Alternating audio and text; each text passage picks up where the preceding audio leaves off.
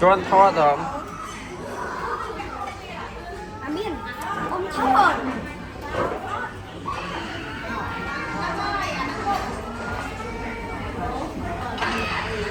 Amin stop ya chứ kita pakai baju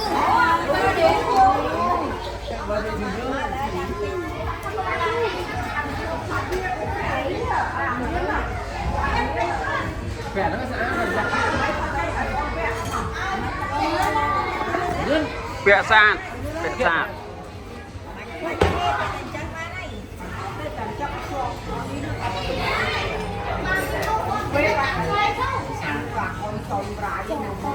chung mấy vậy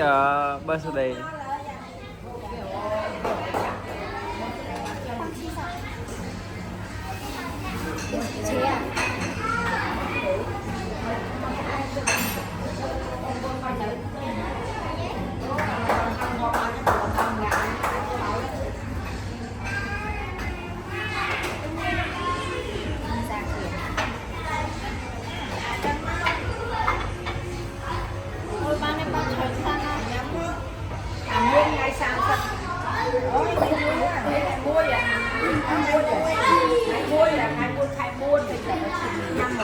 dung mấy trong Baltimore